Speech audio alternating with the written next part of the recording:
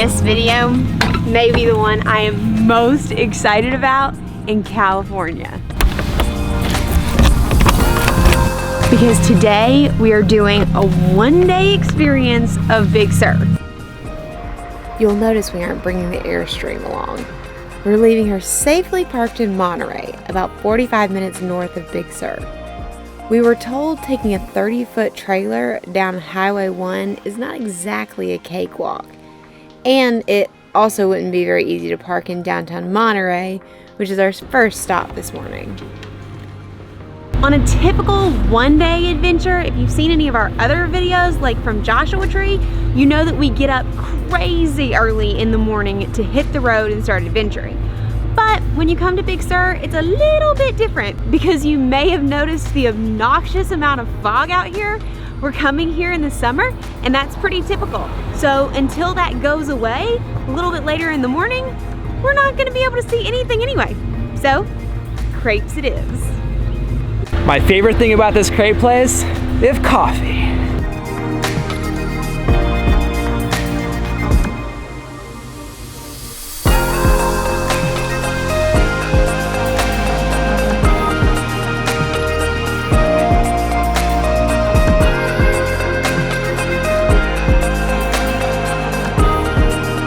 Turns out we were super lucky today. At the crepe place we were planning on coming to anyways, they were having a car show. We'll definitely have to take a walk around and show you. But first, breakfast. Thank you so much. All right, there are two main types of crepes. There's sweet, and then there's savory, like what I got. This one is made with brie and caramelized onions, and it looks delicious. Thank you so much. Look at that. Oh yeah. This is incredible. My first question when I heard about the name was, who's Brittany? But Brittany is in fact a region in France. Fun fact. One of my favorite things to do when we come to a local eatery is to ask the staff what their favorite thing on the menu is. So for crepes specifically, I don't do bananas because Daniel's definitely allergic, and I don't really like chocolate. So they suggested a strawberry cream cheese stuffed crepe and adding blueberries on top, which are totally my favorite, so I'm pretty excited about this. It's almost so pretty you don't want to eat it. It's like the best, lightest strawberry waffle you've ever had. So good. All right, last bite. What do you think? Should I lick the plate? With bellies full of crepes, it was time to wait out the June gloom and explore the car show.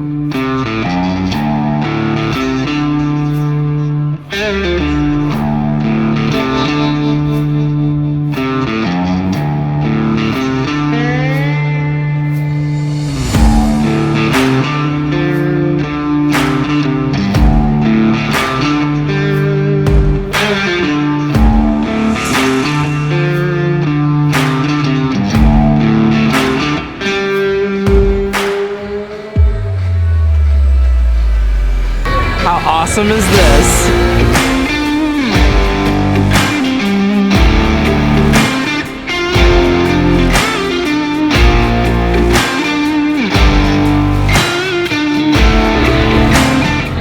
This right here, this could be my next tow vehicle. Wouldn't that be awesome?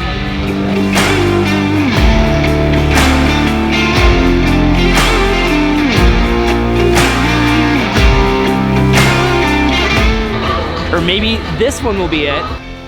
This is a 1979 Chevy Cheyenne, and it looks slick, awesome, all the things that would go great with an Airstream. Great debate, Chevy or Ford? Right behind me, you have a Z28,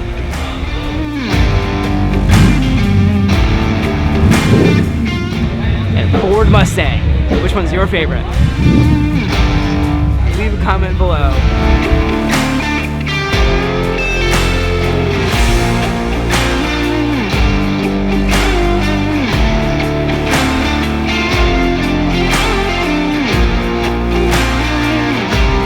the Rock and Rod Festival behind me, and because we're wandering local, we just randomly stumbled upon it. As beautiful as the classic cars are, today is all about exploring around Big Sur. So back on the road we go to check out the stunning scenic drives this area is known for. One of which is the 17-mile drive, which hugs the Pacific coastline through Pebble Beach and Pacific Grove. So we're not going to do the whole 17-mile drive today, but we did want to at least give it a little bit of a check out. Fingers crossed we're going to be able to see something because the fog is still pretty intense.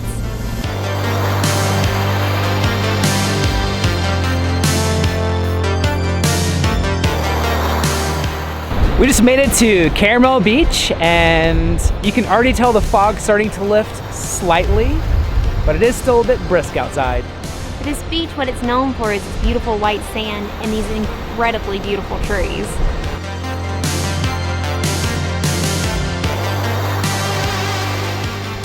Okay, you're not hearing me incorrectly. It is June. It's June and we're at the beach of what is typically sunny California. It's very cloudy and it is so cold. To be fair, it's technically foggy, not cloudy.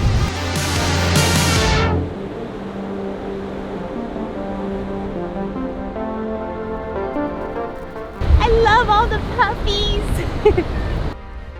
I have to say, wearing hiking boots on a beach is a new experience for this Floridian girl. With the fog starting to subside, it was time to head toward Big Sur. This famous part of California's central coastline showcases the beauty of the Santa Lucia Mountains, which rise dramatically from the Pacific Ocean.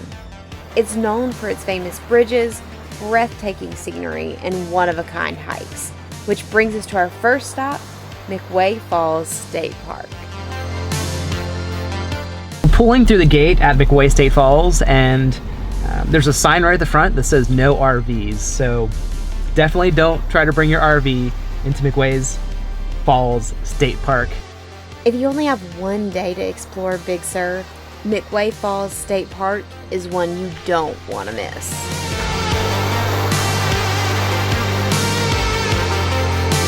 The hike to the falls is quick, easy, and really pretty.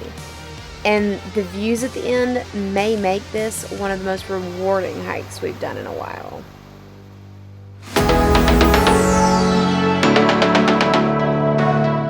But of course, the crown jewel of the park is McWay Falls, which is one of only 3 tide falls in the U.S. What's a tide fall, you ask?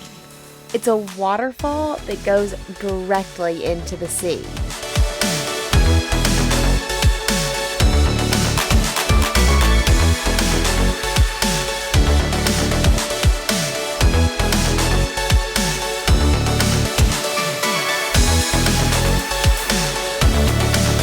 After soaking in the stunning views of the fall, it was time to continue exploring Big Sur. And since the June gloom continues to prevail, we figured we'd check out a Big Sur attraction that doesn't depend on cliffside views: the Henry Miller Memorial Library.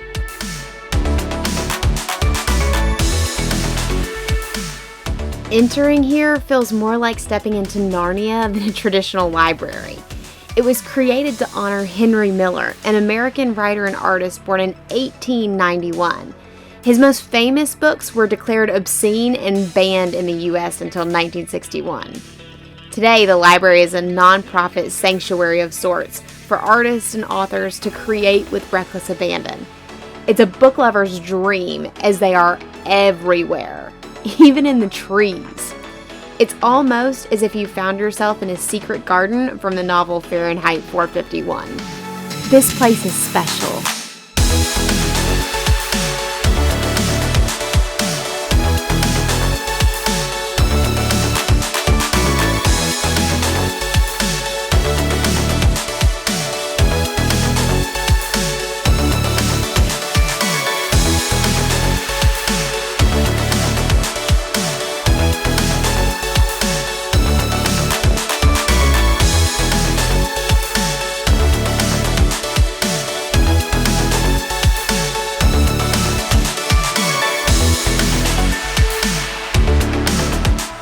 After exploring the library, it was time to grab a bite to eat. And right across the street from the library is a Big Sur favorite. Nepenthe opened in 1949 and today is run by the children and grandchildren of its original founder. They're known for breathtaking views of the coastline, which, unfortunately for us, is still covered in fog. But they also have great local food and wine. And is there really anything those two can't fix? There are tons of awesome looking food options here. We got veggie burgers and they're tasty.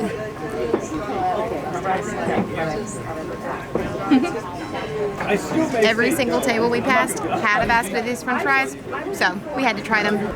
Normally, from the restaurant here, the view would be spectacular. Unfortunately, there's a mist that swept through in the last few days, and now the view is completely obstructed. At least the food was awesome.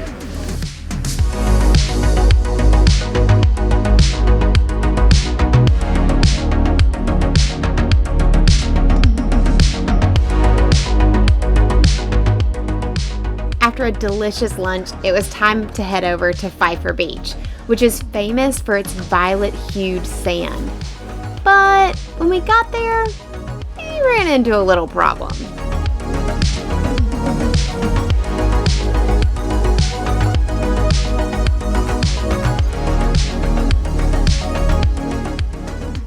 Yup, the beach was totally full. And since we only have one day, it just wasn't meant to be. But it does give us a darn good reason to come back in the future. So we decided to head to visit the famous Bixby Bridge instead.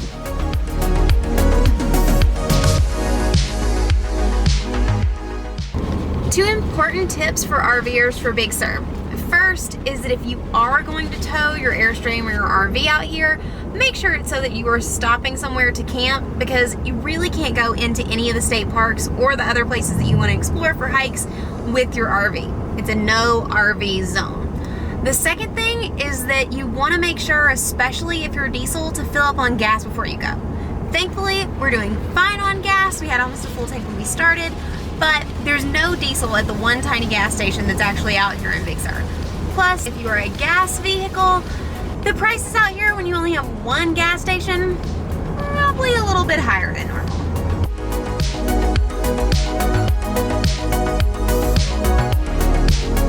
Legitimately, when I knew we were going to be driving the Pacific Coast Highway, I'd heard about this bridge previously, and I was so excited to be able to take some drone video to show you guys. And I thought today was going to be that magical day that I dreamed of for so long.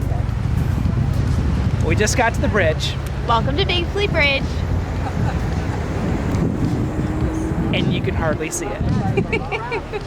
Let's just say the fog hasn't really recessed since the morning. In fact, we think it's gotten worse. I feel like I have to give it a shot. If we lose our drone, you'll know this was a stupid idea.